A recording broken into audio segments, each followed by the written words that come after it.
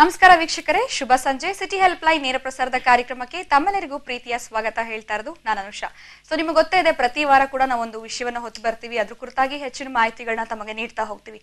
ಇವತ್ತು ನಾವು ಆಯ್ಕೆ ಮಾಡ್ಕೊಂಡಿರುವಂತಹ ವಿಷಯ ತೋಟಗಾರಿಕೆ, ಆರ್ಟಿಕಲ್ಚರ್. ನಿಮಗೆ ಗೊತ್ತೇ ಇದೆ, ಸೊ ತೋಟಗಾರಿಕೆ ಮಾಡಬೇಕು ಅಂತ ಸಾಕಷ್ಟು ಜನಕ್ಕೆ ಆಸಕ್ತಿ ಇರುತ್ತೆ. ಅದರಲ್ಲಿ ಯಾವ್ಯಾವ ಬಗೆಗಳು ಬರುತ್ತೆ, ಇಂಡೋರ್ ಪ್ಲಾಂಟಿಂಗ್ ಅಂದ್ರೇನು, ಔಟ್ಡೋರ್ ಪ್ಲಾಂಟಿಂಗ್ ಅಂದ್ರೇನು, ಇದರಲ್ಲಿ ಯಾವ ಟೈಪ್ಸ್ ಬರುತ್ತೆ, ಜಾಗ ಕಡಿಮೆ ಇರುತ್ತೆ, ಯಾವ ರೀತಿ ನಾವು ಮಾಡ್ಕೊಳ್ಳೋದು, ಇದ್ರೆಲ್ಲ ಡೌಟ್ಸ್ ಇರುತ್ತೆ. ಇದ್ರ ಕುರಿತಾಗಿ ಹೆಚ್ಚಿನ ಮಾಹಿತಿ ನಿಮಗೆ ಬೇಕು ಅಂತ ಅಲ್ವಾ? ಸೊ ಬನ್ನಿ, ಹಾಗಿದ್ರೆ ಇವತ್ತಿನ ಕಾರ್ಯಕ್ರಮದಲ್ಲಿ ನಮ್ಮ ಜೊತೆ ಇದ್ದಾರೆ deputy director of Cubbon Park mister Jagadish ಅವರಿದ್ದಾರೆ. ಕಾರ್ಯಕ್ರಮಕ್ಕೆ ವೆಲ್ಕಮ್ ಮಾಡೋಣ. Hello sir. ನಮಸ್ಕಾರ, welcome to the show. So ಎಲ್ರಿಗೂ ಕೂಡ ಆಸಕ್ತಿ ಅನ್ನೋದಿದ್ದೇ ಇರುತ್ತೆ, ತೋಟಗಾರಿಕೆ ಮಾಡಬೇಕು, ಗಿಡಗಳನ್ನ ಬೆಳೆಸಬೇಕು ಅಂತ. ಆದ್ರೆ ಜಾಗದ ಸಮಸ್ಯೆಗಳು ಕೆಲವು ಸರಿ ಇರುತ್ತೆ ಅಂತ ಹೇಳ್ಬೋದು. ಸೊ ಮೊದಲನೇದಾಗಿ ತಿಳಿಸ್ಕೊಡಿ, ಈ ಅಲಂಕಾರಿಕ ಗಿಡಗಳಂದ್ರೆ ಯಾವುವು? ಬಹುಮುಖ್ಯವಾಗಿ ಅಲಂಕಾರಿಕ ಗಿಡಗಳಲ್ಲಿ ಎರಡು ವಿಧಗಳಿದೆ. ಅದರಲ್ಲಿ ಒಂದು ಒಳಾಂಗಣ ಗಿಡಗಳು ಮತ್ತು ಹೊರಾಂಗಣ ಗಿಡಗಳು. ಅದನ್ನು ನಾವು ಇಂಡೋರ್ ಮತ್ತು ಔಟ್ಡೋರ್ ಪ್ಲಾಂಟ್ಸ್ ಅಂತ ಕರಿತೇವೆ. ಅದೆರಡು ಪ್ರಮುಖವಾಗಿರ್ತಕ್ಕಂಥ ವಿಧಾನಗಳು. ಸೊ ಹಾಗಾದ್ರೆ ಯಾವ ಅದರಲ್ಲಿ ಬಗೆಗಳು ಬರುತ್ತೆ? ಅದರಲ್ಲಿ ಪ್ರಮುಖವಾಗಿ ನಾವು ಇಂಡೋರ್ ಪ್ಲಾಂಟ್ಸ್ ಅಂತಂದರೆ, ಈಗ ಸೂರ್ಯ ರಶ್ಮಿ ನೇರವಾಗಿ ಬೀಳದೇನೆ ಕೇವಲ ಆ್ಯಕ್ಚುಲಿ ಒಂದು ಪಾರ್ಷಿಯಲ್ ಶೇಡ್ನಲ್ಲಿ ಬೆಳೀತಕ್ಕಂಥದ್ದು. ಅದರಲ್ಲಿ ಪ್ರಮುಖವಾಗಿ ಹೇಳಬೇಕಂತಂದರೆ ಫಿಲೋಡೆಂಡ್ರಾನ್ ಜಾತಿ ಇರುತ್ತೆ, ಮತ್ತು ಸೈಪ್ರಸ್ ಜಾತಿ ಇರ್ತಕ್ಕಂಥದ್ದು, ಮತ್ತು ಅದು ಆಗ್ಲೋನಿಮಾ ಅಂತಕ್ಕಂಥ ಜಾತಿ, ದೆನ್ ಸಿಂಗೋನಿಯಂ ಅಂತಕ್ಕಂಥದ್ದು, ಪೆಪ್ರೋಮಿಯಾ ಅಂತೇಳಿ, ಹೀಗೆ ಹಲವಾರು ಸುಮಾರು ಒಂದು 140 ಬಗೆಯ ಗಿಡಗಳಿದೆ. ಅದರಲ್ಲಿ ನಮ್ಮ ಹೌಸಿಗೆ ಬೇಕಾದಂಥ ಒಂದು ಸೆಲೆಕ್ಟೆಡ್ ಐಟಮ್ಸ್ ಅಂತಂದ್ರೂ ಕೂಡ ಒಂದು ಅಟ್ಲೀಸ್ಟ್ ಒಂದು 10 ರಿಂದ 12 ವಿಧವಾದ ಗಿಡಗಳನ್ನು ನಾವು ಸೂಕ್ತವಾಗಿ ಬೆಳೆಸಬಹುದಾಗಿದೆ. ಓಕೆ, ಸೊ ಅದರಲ್ಲಿ ಒಳಾಂಗಣ ಗಿಡಗಳು, ಇದು ಆ್ಯಕ್ಚುಲಿ ನಾನು ಹೀಗೆ ಹೇಳಿದಂಥದ್ದು ಒಳಾಂಗಣ ಗಿಡಗಳು. ಅದೇ ರೀತಿ ಹೊರಾಂಗಣ ಗಿಡಗಳು ಅಂದರೆ ಭಾಳ ವೈಡ್ ರೇಂಜ್ ಆಫ್ ಪ್ಲಾಂಟ್ಸ್ ನಾವು ನೋಡ್ಬೋದು.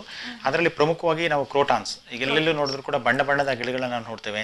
ಹಾಗೆಯೇ ಈಗ ದಾಸವಾಳದಲ್ಲಿ ಹಲವಾರು ವಿಧಗಳು, ಹವಾಯನ್ ಹೈಬಿಸ್ಕಸ್ ಅಂತೇಳಿ ಸುಮಾರು 3000 ಜಾತಿಗೂ ಹೆಚ್ಚು ತರಾವರಿ ಗಿಡಗಳು ಬಂದಿದೆ. ಅದರಲ್ಲಿ ಹೂವಿನ ಬಣ್ಣ ಮತ್ತು ಆಕಾರ ಮತ್ತು ಗಾತ್ರ ಅದು ಕೂಡ ಸಾಕಷ್ಟು ಬದಲಾವಣೆಗಳನ್ನು ನಾವು ಕಾಣ್ಬೋದು.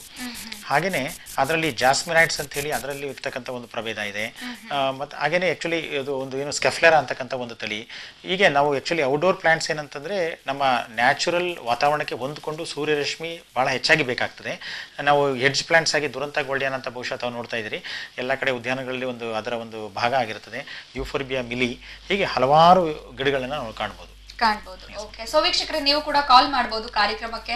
ಸೊ ನಿಮಗೂ ಏನಾದ್ರೂ ಡೌಟ್ಸ್ ಇದೆ, ಯಾವ ರೀತಿ ನಾವು ಗಿಡಗಳನ್ನ ಬೆಳೆಸಬೇಕಾಗತ್ತೆ, ಬೆಳೆಸೋದ್ರ ಮುಖಾಂತರ ಅದ್ರ ಇನ್ಫೆಕ್ಷನ್ಸ್ ಆಗುತ್ತೆ, ಅದಕ್ಕೋಸ್ಕರ ನಾವು ಬೆಳೆಸಕ್ ಹೋಗೋದಿಲ್ಲ, ಅದನ್ನ ಯಾವ ರೀತಿ ತಡೆಗಟ್ಟಬಹುದು, ಇವತ್ತಿನ ಕಾರ್ಯಕ್ರಮದಲ್ಲಿ ತಿಳಿಸ್ತಾರೆ. ಸೊ ನೀವು ಕೂಡ ಜಗದೀಶ್ ಅವ್ರ ಹತ್ರ ಮಾತಾಡ್ಬೇಕು ಅಂತಂದ್ರೆ ಈಗಲೇ ನೀವು ಕಾಲ್ ಮಾಡಬಹುದು. 40408444 ಈ ನಂಬರ್ ಟೀಮ್ ನಲ್ಲೇ ಬರ್ತಾ ಇದೆ. ಸೊ ಹಾಗೆ ಅಂದ್ರೆ ಯಾವ್ದು ಬೆಸ್ಟ್ ಅಂತ ಹೇಳ್ತೀರಾ?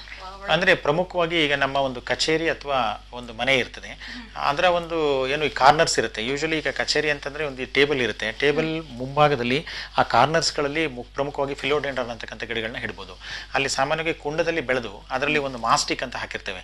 ಅಂದರೆ ಸುಮಾರು ಅದು 2 ಅಡಿಯಿಂದ ಸುಮಾರು 5 ಅಡಿ ಎತ್ತರದವರೆಗೂ ಕೂಡ ಅದಕ್ಕೆ ಕ್ಲೈಮ್ ಮಾಡಿ ಅದು ಬೆಳೆದಿರುತ್ತೆ. ಸೊ ಅದು ಒಂದು ರೀತಿ ಅದಕ್ಕೆ ನಾವು ಆ್ಯಕ್ಚುಲಿ ಪ್ಲಾಂಟ್ ಸ್ಪ್ರೇಸ್ ಎಲ್ಲ ಕೊಡ್ತೇವೆ ನಾವು, ಒಂದು ಲೀಫ್ ಶೈನ್ ಇರುತ್ತೆ. ಆ ರೀತಿ ನಾವು ಅದನ್ನು ಭಾಳ ಚೆನ್ನಾಗಿ ನಿರ್ವಹಣೆ ಮಾಡ್ತೀವಿ. ಹೌದು, it looks very fresh actually always, ಅದು ಆ ಥರದ್ದು ಇರುತ್ತೆ. ಮತ್ತೆ ಸಿಂಗೋನಿಯಂ ಅಂತಕ್ಕಂಥ ಗಿಡಗಳನ್ನು ಕೂಡ ಇಂಡೋರ್ಗೆ ಇಡ್ಬೋದು.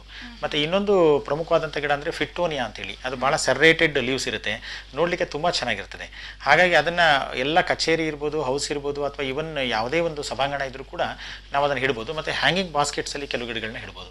ಅದೀಗ ಒಂಥರ ಫ್ಯಾಷನ್ ಆಗ್ಬಿಟ್ಟಿದೆ, ಎಲ್ಲಾ ಮನೆಗಳಲ್ಲಿ ಯಾರಾದ್ರೂ ಹೊಸದಾಗಿ ಕನ್ಸ್ಟ್ರಕ್ಷನ್ ಮಾಡ್ತಿದ್ದಾರೆ ಅಂತಂದ್ರೆ ಅದಿದ್ದೇ ಇರುತ್ತೆ. ಹೌದು, ಯಾವುದೇ ಮನೆಗಳಾದ್ರೂ ಕೂಡ ಗಿಡಗಳು ಇಟ್ಟಿಲ್ಲ ಅಂದ್ರೆ ಅಲ್ಲಿ ಏನೋ ಒಂಥರ ಲೈಫ್ ಇಲ್ಲ ಅಂತಕ್ಕಂಥ ಒಂದು ಭಾವನೆ ಬರುತ್ತೆ.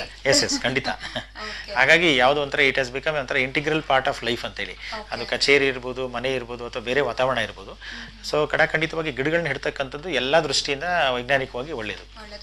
ಹ್ಯಾಂಗಿಂಗ್ ಪಾಟ್ಸ್ ಬಗ್ಗೆ ಹೇಳಿದ್ರಲ್ಲ, ಅದಕ್ಕೆ ಅದೇ ತರದ್ದೇ ಗಿಡಗಳನ್ನ ಇಡಬೇಕಾಗತ್ತಾ ಅಥವಾ ಯಾವ್ದು ಸೆಲೆಕ್ಟ್ ಮಾಡಿದ್ರು? ಬಟ್ ಅಲ್ಲಿ ಪ್ರಮುಖವಾಗಿ ಹ್ಯಾಂಗಿಂಗ್ ಬಾಸ್ಕೆಟ್ಸ್ ನಲ್ಲಿ 2 ವಿಧ ಇದೆ. ಒಂದು ಈಗ ಹೂ ಬಿಡ್ತಕ್ಕಂಥ ಜಾತಿ ಮತ್ತು ಫೋಲಿಯೇಜು ಅಂದ್ರೆ ಎಲೆ ಜಾತಿ ಇಡ್ತಕ್ಕಂಥದ್ದು. ಅದ್ರಲ್ಲಿ ನಾನು ಈಗಾಗಲೇ ಹೇಳಿದಾಗೆ ಫಿಟ್ಟೋನಿಯಾ ಅಂತಕ್ಕಂಥ ಗಿಡ ಬಹಳ ಸೂಕ್ತವಾದಂಥದ್ದು. ಅದರೊಳಗೆ ಮತ್ತೆ ಆಸ್ಪ್ರಾಗಸ್ ಮಯೂರಿ, ಆಸ್ಪ್ರಾಗಸ್ ಪ್ರಭೇದಗಳಿದೆ, ಅದು ಬಹಳ ಚೆನ್ನಾಗಿರ್ತದೆ. ಸಿಂಗೋನಿಯಂ ಅಂತಕ್ಕಂಥ ಗಿಡ. ಮತ್ತೆ ಈಗ ಹೂ ಬಿಡ್ತಕ್ಕಂಥ ಗಿಡಗಳನ್ನ ತಗೊಳ್ಳೋದಾದ್ರೆ ಪೆಟೋನಿಯಾ ಇದೆ. ಅದರೊಳಗೆ ಈಗ ಕ್ರೀಪಿಂಗ್ ಪೆಟೋನಿಯಾಸ್ ಅಂತ ಬಂದಿದೆ. ಆಲ್ಮೋಸ್ಟ್ ಅದು 6 ರಿಂದ 8 ತಿಂಗಳು ಸತತವಾಗಿ ಹೂ ಹಾಗೆ ಇರುತ್ತೆ. ಅದನ್ನ ಹ್ಯಾಂಗಿಂಗ್ ಬಾಸ್ಕೆಟ್ಸ್ ಅಲ್ಲಿ ಇಟ್ಟು ಸರಿಯಾಗಿ ನಿರ್ವಹಣೆ ಮಾಡಿದ್ರೆ ಬಹುಶಃ ಒಂದು ರೀತಿ ಅತ್ಯಂತ ಒಂದು ಪೆನೋರಮಿಕ್ ಲುಕ್ ಅನ್ನ ಕೊಡ್ತದೆ. ಮತ್ತೆ ಒಬ್ರು ಕಾಲರ್ ರೆಡಿ ಇದ್ದಾರೆ, ಮಾತಾಡ್ಸೋಣ. ಹಲೋ ಹಲೋ ಹಲೋ ಮೇಡಮ್, ಹೇಳಿ ಸರ್, ಯಾರು ಮಾತಾಡ್ತಿರೋದು? ನಾನು ವಿಜಯ್ ಕುಮಾರ್ ಅಂತ ಮೇಡಮ್. ಎಲ್ಲಿಂದ ಕಾಲ್ ಮಾಡ್ತಿದ್ರಾ? ಹೌದು ಮೇಡಮ್, ನಾನೇ ಕಾಲ್ ಮಾಡಿದ್ದೀನಿ ಮೇಡಮ್. ಎಲ್ಲಿಂದ ಕಾಲ್ ಮಾಡ್ತಿದ್ರಾ? ಯಾವ ಏರಿಯಾ ತಮ್ಮ? ಬೆಂಗಳೂರು ಕೋಣನಕುಂಟೆ ಕ್ರಾಸ್ ಇಂದ ಮೇಡಮ್. ಓಕೆ, ಸೊ ನಿಮ್ಗೂ ತೋಟಗಾರಿಕೆಯಲ್ಲಿ ಆಸಕ್ತಿ ಇದೆಯಾ? ಮನೆ ಹತ್ರ ಮಲ್ಲಿಗೆ ಹೂವಿನ ಸಸಿ ನೆಟ್ಟಿದ್ದೇನೆ. ಓಕೆ. ಅದು ಹಾವು ಬರುತ್ತೆ ಅಂತ ಹೇಳ್ತಾರೆ. ಓಕೆ, ಸೊ ಏನು ಅದಕ್ಕೋಸ್ಕರ ಕೇಳಿದ ಡೌಟ್. ಓಕೆ, ಮಾತಾಡಿ ಸರ್ ಜೊತೆ. ಖಂಡಿತ ಆಕ್ಚುಲಿ ಈ ಒಂದು ನಂಬಿಕೆ ತಪ್ಪು. ಬಹುಶಃ ತಮಗೆಲ್ಲ ತಿಳಿದಿರ್ಬೋದು, ನಾಗದಾಳಿ ಅಂತಕ್ಕಂಥ ಒಂದು ಗಿಡ ಇದೆ. ಅದರಲ್ಲಿ ಬಹುಮುಖ್ಯವಾಗಿ ಏನಂತಂದ್ರೆ ಅದನ್ನ ಹಾಕಿದ್ರೆ ಹಾವುಗಳು ಬರಲ್ಲ ಅಂತಕ್ಕಂಥದ್ದು. ಆದ್ರೆ ಈಗೇನಂದ್ರೆ ಜಾಸ್ಮಿನ್ ಅಂದ್ರೆ ಈಗ ಮಲ್ಲಿಗೆ ಹಾಕಿದಾರೆ ಅವರು, ಸಂಪಿಗೆ, ಯಾವುದೇ ಸುಗಂಧ ಬೀರ್ತಕ್ಕಂಥ ಗಿಡಗಳಿದ್ರೆ ಅದು ಹಾವುಗಳನ್ನ ಅಟ್ರಾಕ್ಟ್ ಮಾಡ್ತಕ್ಕಂಥದ್ದು ಅನ್ನೋದು ಅಂತಕ್ಕಂಥದ್ದು ಒಂದು ಪ್ರತೀತಿ ಅಥವಾ ನಂಬಿಕೆ. ಆದ್ರೆ ವೈಜ್ಞಾನಿಕವಾಗಿ ಅದೆಲ್ಲೂ ಕೂಡ ದೃಢಪಟ್ಟಿಲ್ಲ. ಆದ್ರಿಂದ ಆತಂಕ ಬಹುಶಃ ಖಂಡಿತ ಬೇಡ ಅಂತ ನಾನು. ಸೊ ಆರಾಮಾಗಿ ನೀವು ಮಲ್ಲಿಗೆ ಗಿಡನ ಚೆನ್ನಾಗಿ ಬೆಳೆಸಬಹುದು, ಏನು ತೊಂದರೆ ಇಲ್ಲ ಅಂತ ಹೇಳ್ತಾ ಇದ್ದಾರೆ. Okay madam. ಸೊ ಬೇರೆ ಏನಾದ್ರೂ ಪ್ರಶ್ನೆ ಕೇಳ್ಬೇಕಾ? ಏನಿಲ್ಲ ಮೇಡಮ್, ಅದಕ್ಕೋಸ್ಕರ ಡೌಟ್ ಇತ್ತು, ಅದಕ್ಕೋಸ್ಕರ ಕಾಲ್ ಮಾಡಿದೆ ಮೇಡಮ್. ಸೊ ಏನ್ ಮಾಡೋದು, ಗೊಂದಲದಲ್ಲಿದ್ರಿ ಅಂತ ಅನ್ಸುತ್ತೆ. ಹೌದು ಮೇಡಮ್, ಅದೇ ಹಾವು ಬರುತ್ತೆ ಮನೆ ಒಳಗಡೆ ಹೋಗುತ್ತೆ ಅಂತ ಎಲ್ಲ ಹೇಳ್ತಾ ಇದ್ರು. ಓಕೆ ಓಕೆ, ಸೊ ಇನ್ನೇನು ತೊಂದರೆ ತಗೊಳ್ಬೇಡಿ, ಆರಾಮಾಗಿ ನೀವು ಕಂಟಿನ್ಯೂ ಮಾಡ್ಬೋದು. Okay, thank you. Okay madam.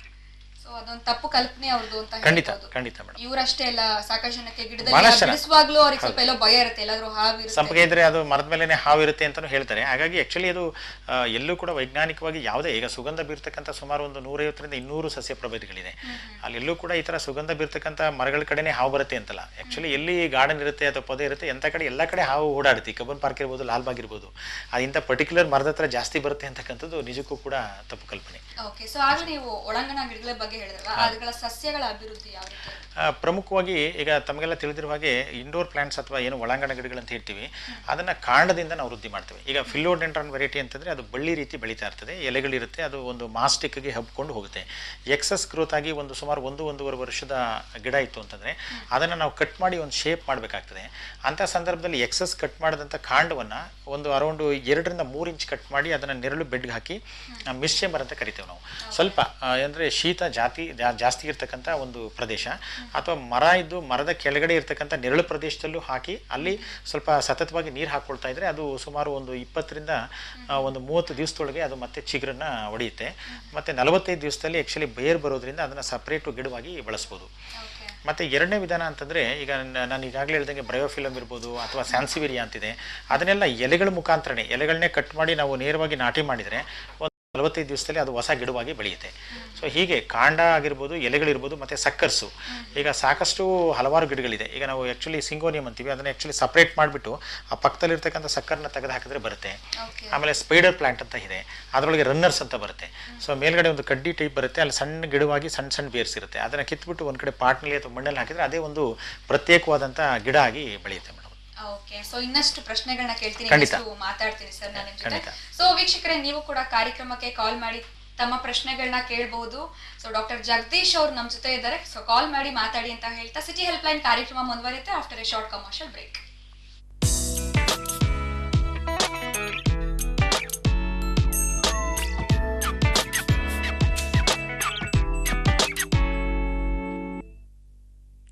ವಿರಾಮದ ನಂತರ ಮತ್ತೊಮ್ಮೆ ಸಿಟಿ ಹೆಲ್ಪ್ ಲೈನ್ ನೇರ ಪ್ರಸಾರದ ಕಾರ್ಯಕ್ರಮಕ್ಕೆ ಸ್ವಾಗತ. ಸೊ ಇವತ್ತಿನ ಕಾರ್ಯಕ್ರಮದಲ್ಲಿ ಆರ್ಟಿಕಲ್ಚರ್, ತೋಟಗಾರಿಕೆ ಅಂತ ಏನ್ ಹೇಳ್ತೀವಿ, ಇದ್ರ ಕುರಿತಾಗಿ ಮಾತಾಡ್ತಾ ಇದೀವಿ.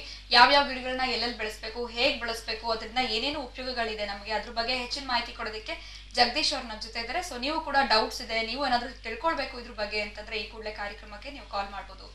ಸೊ ನೀವು ಆ ಸಸ್ಯ ಅಭಿವೃದ್ಧಿ ಬಗ್ಗೆ ಹೇಳಿದ್ರಿ, ಅದನ್ನ ಯಾವ್ಯಾವ ಕಂಟೈನರ್ಗಳಲ್ಲಿ ನಾವು ಪ್ರಮುಖವಾಗಿ ಈಗ ನಾವು ಇಂಡೋರು ಪ್ಲಾಂಟ್ಸ್ ಅಂತಂದರೆ ಮುಖ್ಯವಾಗಿ ಏನಂತಂದರೆ ಒಂದು ಮನೆ ಅಥವಾ ಕಚೇರಿಯ ವಾತಾವರಣದಲ್ಲಿ ಬೆಳೆಸೋದ್ರಿಂದ ಆ ಗಿಡದ ಜೊತೆಗೆ ನಾವು ಇಡ್ತಕ್ಕಂಥ ಕುಂಡ ತಮಗೆಲ್ಲ ತಿಳಿದಿರೋ ಹಾಗೆ ಭಾಳ ಪ್ರಾಥಮಿಕವಾಗಿ ಮಣ್ಣಿನ ಕುಂಡದಲ್ಲಿ ಬೆಳೆಸ್ತಾ ಇದ್ರು. ಅದು ವೈಜ್ಞಾನಿಕವಾಗಿ ಪಾಟ್ ಅಂತ ಹೇಳ್ತೀನಿ, ವರ್ಧನ್ ಪಾಟು, ಮಣ್ಣಿನ ಕುಂಡ. ಅದರೊಳಗೆ ಭಾಳ ವಿನ್ಯಾಸಗಳಿದೆ. ಅದು ಕೋನಿಕಲ್ ಶೇಪ್ ಇರ್ಬೋದು ಅಥವಾ ಸಮ್ ಬಲ್ಜ್ಡ್ ಶೇಪ್ ಇರ್ಬೋದು, ಈ ರೀತಿ ಮಡಕೆ ಆಕಾರದಲ್ಲಿ, ಅದರೊಳಗೆ ಡಿಫ್ರೆಂಟ್ ಆಕಾರದಲ್ಲಿದೆ. ಅದು ಮೂಲತಃ ಬೆಳೆಸ್ತಾ ಇದ್ದಂತಹ ವಿಧಾನ. ಬಟ್ ಅದು ವೈಜ್ಞಾನಿಕವಾಗಿ ಅದು ಹೆಚ್ಚು ಸೂಕ್ತ ಕೂಡ, ಸಾಕಷ್ಟು ಪೋರ್ಸ್ ಇರೋದ್ರಿಂದ ಅದು ತೇವಾಂಶ ಮತ್ತು ಏರೇಷನ್ ಚೆನ್ನಾಗಿರುತ್ತೆ ಅಂತ. ಈಗ ಅದರ ಜೊತೆಗೆ ಮಣ್ಣಿನ ಕುಂಡ ಜೊತೆಗೆ ಪ್ಲಾಸ್ಟಿಕ್ ಕುಂಡದಲ್ಲಿ ನಿಮಗೆ ತರಾವರಿ ವಿಧಾನಗಳು ಬಂದಿದೆ. ಅದರಲ್ಲಿ ಭಾಳಷ್ಟು ನಮ್ಮ ದೇಶದಲ್ಲಿ ಮಾಡ್ತಕ್ಕಂಥ ಪಾಟ್ಗಳ ಜೊತೆಗೆ ಈಗ ಬೇರೆ ಬೇರೆ ದೇಶದ ವಿನ್ಯಾಸಗಳನ್ನು ಕೂಡ ಇಂಪೋರ್ಟ್ ಮಾಡಿಕೊಂಡು